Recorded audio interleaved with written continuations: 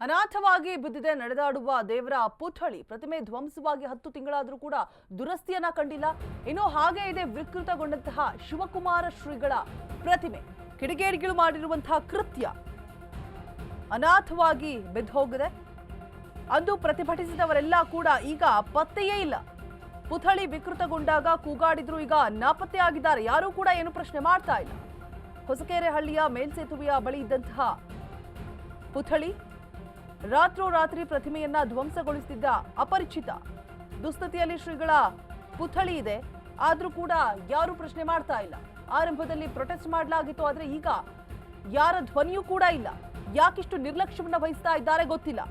ಆ ಕಿಡಿಗೇಡಿಯ ಬಂಧನ ಆಗಬೇಕು ಅನ್ನುವಂತಹ ಕೂಗಿತ್ತು, ಬಟ್ ಬಂಧಿಸಲು ಕೂಡ ಆಗ್ಲಿಲ್ಲ. ಯಾರಂತ ಗೊತ್ತಾಗ್ಲೂ ಇಲ್ಲ ಕೂಡ.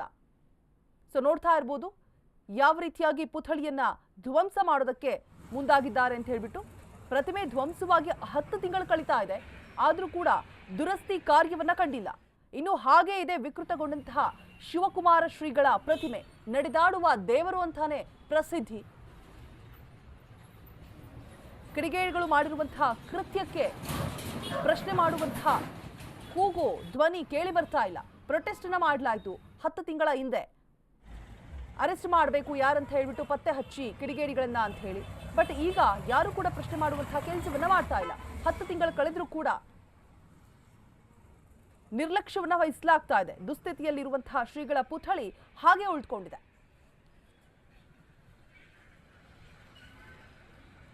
ಸೊ ನೋಡ್ತಾ ಇರ್ಬೋದು ದೃಶ್ಯಾವಳಿಗಳಲ್ಲಿ ಶಿವಕುಮಾರ ಸ್ವಾಮೀಜಿಯವರ ಪ್ರತಿಮೆ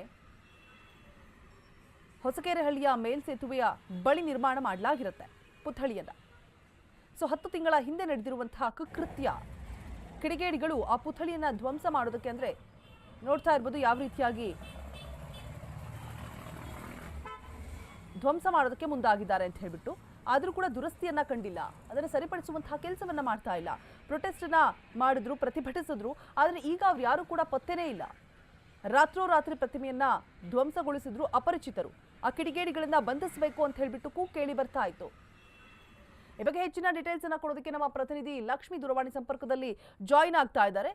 ಲಕ್ಷ್ಮಿ, 10 ತಿಂಗಳ ಹಿಂದೆ ಆಗಿರುವಂತಹ ಘಟನೆ, ಕಿಡಿಗೇಡಿಗಳು ಯಾರು ಅಂತ ಬಂಧಿಸುವಲ್ಲಿ ಯಶಸ್ವಿ ಕೂಡ ಆಗಿಲ್ಲ, ಯಾರಂತ ಪತ್ತೆ ಹಚ್ಚುವ ಕೆಲಸ ಕೂಡ ಆಗಿಲ್ಲ, ಪ್ರತಿಭಟಿಸಿದವರ ಕೂಗು ಕೂಡ ಒಂದ್ ಕಡೆ ಕೇಳ್ತಾ ಇಲ್ಲ, ಮುಂದೆ ಏನಾಗ್ಬೋದು ಅಂತ ಹೇಳ್ಬಿಟ್ಟು. ಈ ಬಗ್ಗೆ ಯಾರಾದ್ರೂ ಕ್ರಮವನ್ನ ತೆಗೆದುಕೊಳ್ತಾರಾ? ಹೀಗೆ ಮುಂದುವರಿಯುತ್ತಾ? ಏನಂತ ಲಕ್ಷ್ಮಿ ಅಪ್ಡೇಟ್ಸ್ ಕೊಡೋದಾದ್ರೆ?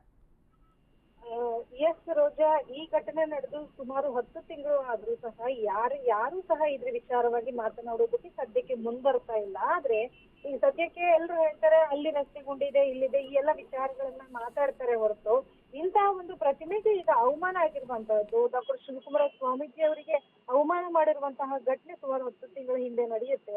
ಅದಾದ ಬಳಿಕ ಅದು ಘಟನೆ ನಡೆದ ನೆಕ್ಸ್ಟ್ ಡೇ ಒಂದು ವಾರದವರೆಗೂ ಸಹ ಇದರ ಕಾವಿತ್ತು. ಆಗ ಎಲ್ರು ಮಾತಾಡೋದಕ್ಕೆ ಮುಂದಾಗ್ತಾರೆ. ಬಳಿಕ ಕಂಪ್ಲೇಂಟ್ ಅನ್ನ ಸಹ ಸ್ಥಳೀಯರು ನೀಡ್ತಾರೆ. ಯಾರು ಇಂತಹ ಅಮಾನವೀಯ ಘಟನೆಯನ್ನ ಮಾಡಿದ್ರು, ಯಾರು ಆ ಪ್ರತಿಮೆಯನ್ನ ಧ್ವಂಸ ಮಾಡೋದಕ್ಕೆ ಟ್ರೈ ಮಾಡಿದ್ರು ಅನ್ನೋದ್ರ ಬಗ್ಗೆ ಈಗ ಸ್ಥಳೀಯರು ಒಂದಷ್ಟು ಆಗ ಸಂದರ್ಭದಲ್ಲಿ ಮಾಹಿತಿ ನೀಡ್ತಾರೆ. ಆದ್ರೆ ಸದ್ಯಕ್ಕೆ ಇದು 10 ತಿಂಗಳಾದ್ರೂ ಸಹ ಇದ್ರ ಪರವಾಗಿ ಮಾತನಾಡುವಂತವ್ರು ಯಾರು ಇಲ್ಲ. ಈಗಲೂ ಸಹ ಆ ಪುತ್ಥಳಿಯ ಪರಿಸ್ಥಿತಿ ಮುಂಚೆ ಯಾವ ರೀತಿಯಾಗಿತ್ತು ಈಗಲೂ ಅದೇ ರೀತಿಯಾಗಿ ಸದ್ಯಕ್ಕೆ ಯಾರು ಮಾತಾಡ್ತಾ ಇಲ್ಲ ಅಂತ ಹೇಳಿ ಸ್ಥಳೀಯರ ಒಂದು ಆಕ್ರೋಶವನ್ನ ಕೇಳಿ ಬರ್ತಾ ಇದೆ. ಯಾಕಂತಂದ್ರೆ ನಾವು ಅವ್ರನ್ನ ಪೂಜ್ಯರು ಅಂತ ಹೇಳಿ ಪೂಜಿಸ್ತೀವಿ, ಗೌರವಿಸ್ತೀವಿ.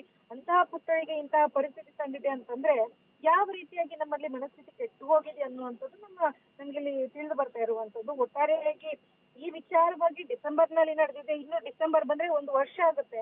ಅಂದ್ರೆ ಒಂದು ನಾರ್ಮಲ್ ಪುತ್ಥಳಿಯನ್ನ ಸುಲಭವಾಗಿ ಅದನ್ನ ಯಾವ ರೀತಿಯಾಗಿ ಕ್ರಮವನ್ನ ಕೈಗೊಳ್ಬೇಕು ಅನ್ನೋದಕ್ಕೇನೆ 1 ವರ್ಷ ಟೈಮ್ ಬೇಕು ಅಂತಂದ್ರೆ ಇನ್ನ ಮುಂದಿನ ವಿಚಾರಗಳನ್ನ ನಾವು ಯೋಚನೆ ಮಾಡಬೇಕಾಗಿರುವಂತ ಸ್ಥಿತಿಯಲ್ಲಿ ಈಗ ಸದ್ಯಕ್ಕೆ ನಾವಿರುವಂತದ್ದು. ರೋಜಾ, ಯಾವ ರೀತಿಯಾಗಿ ಈಗ ತನಿಖೆಯನ್ನ ಮಾಡ್ತಾರೆ, ಏನು ಕ್ರಮವನ್ನ ಕೈಗೊಳ್ತಾರ ಅನ್ನುವಂಥದ್ದನ್ನ ಸದ್ಯಕ್ಕೆ ಕಾದು ಹೋಗ್ಬೇಕಾಗಿರುವಂತದ್ದು. All right, thank you Lakshmi ತಮ್ಮೆಲ್ಲ ಡೀಟೇಲ್ಸ್ಗಾಗಿ.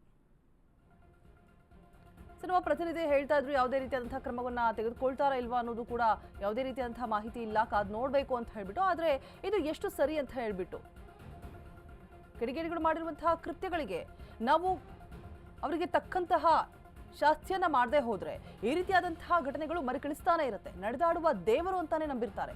ಎಷ್ಟು ಅನ್ನದಾನವನ್ನ ಮಾಡಿರ್ತಾರೆ, ಅನ್ನದಾಸೋಹವನ್ನ ಕೈಗೊಂಡಿರ್ತಾರೆ. ವಿದ್ಯಾರ್ಥಿಗಳ ಬದುಕನ್ನ ರೂಪಿಸಿಕೊಟ್ಟಂತಹ ದೇವರು ಅಂತಾನೆ ಪೂಜೆ ಮಾಡ್ತಾ ಇದ್ರು ಇವ್ರನ್ನ.